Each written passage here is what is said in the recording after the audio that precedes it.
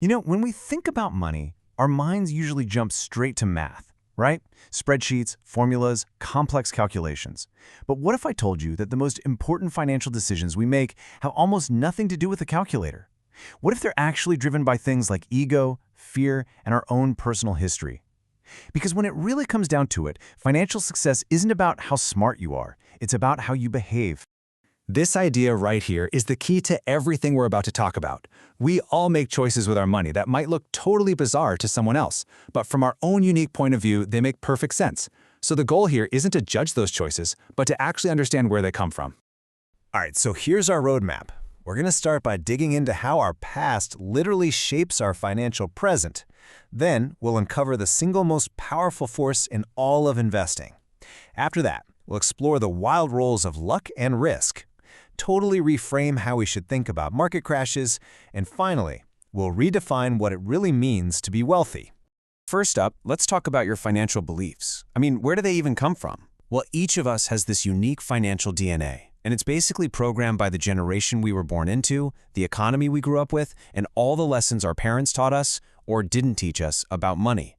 Think about it like this. If you were born in 1970, you literally watched stocks explode during your most formative years. So for you, investing probably seems like a no-brainer. But now flip that. If you were born in 1950, you saw the market go absolutely nowhere for years on end. You'd naturally be way more skeptical, right? Two different people, two totally rational, yet completely opposite views on the exact same thing. So here's the crucial point. Your approach to money isn't right or wrong. It's just a product of your personal history. No one is crazy. We're all just trying to navigate the world with a mental map that life has given us.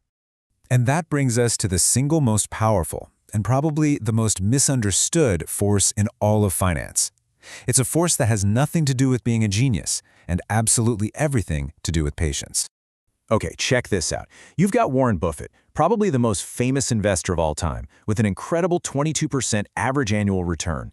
But then you have this hedge fund manager, Jim Simons, who has compounded money at an unbelievable, frankly mind-bending 66% per year. On paper, Simons' returns just absolutely demolish Buffett's. Which leads to a really fascinating question, doesn't it?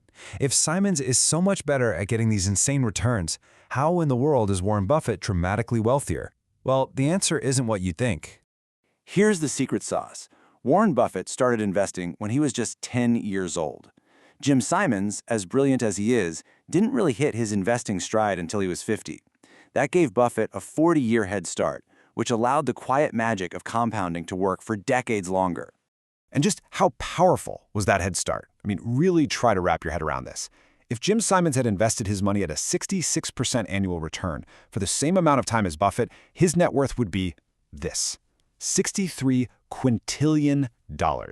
It's such an absurd, almost meaningless number that it perfectly shows you the astronomical power of time. So, the takeaway here is simple, but it is so profound. While Buffett is, without a doubt, a phenomenal investor, his real superpower, his secret weapon, has always been time. Good old-fashioned longevity is more important than genius. Okay, so we've covered our own psychology and the incredible power of time. But there are two other forces at play that honestly we often prefer to ignore: luck and its very close sibling, risk. Back in 1968, there was about a 1 in a million chance that you, as a high school kid, would get to use a computer. Well, a young Bill Gates happened to attend Lakeside School in Seattle, which just happened to be that one school. It was just an incredible, unbelievable stroke of luck that gave him a massive head start. But luck has a shadow. Bill Gates had a friend, Kent Evans, who was just as smart, just as visionary, and could have easily been a co-founder of Microsoft. But before graduating, Kent died in a mountaineering accident, an event with roughly the same 1 in a million odds. The same force, luck, produced two completely different outcomes. And that right there is the true nature of risk.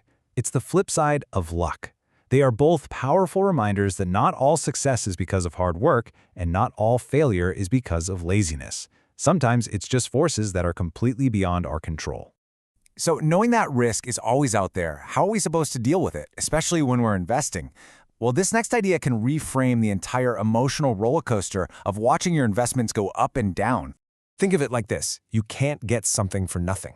If you want the high performance of a new car, let's call that a 12% market return, you have to pay the sticker price. And in investing, that price is volatility, it's fear, and it's uncertainty.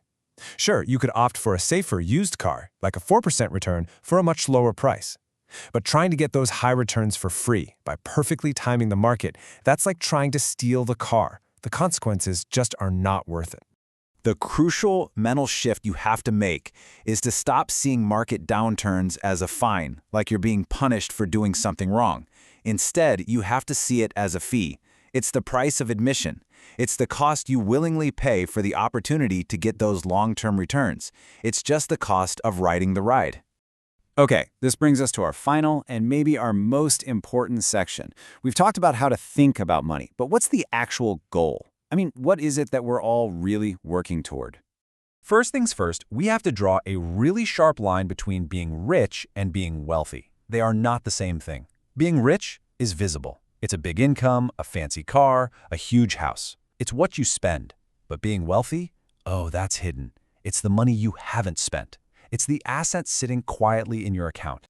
Wealth, then, is what you don't see. It's the quiet accumulation of assets that give you options and flexibility. And the only way to build it is to not spend the money you have, which is a really simple concept that goes against almost everything society shows us. So if the goal isn't just to buy more and more stuff, what is the ultimate payoff for building all this unseen wealth? What is the single greatest return your money can ever give you? The answer is this. The highest dividend money pays is freedom. The ability to wake up every single morning and say, I can do whatever I want today. That is the true purpose of wealth. It's not about having more things, it's about having more control over your own life.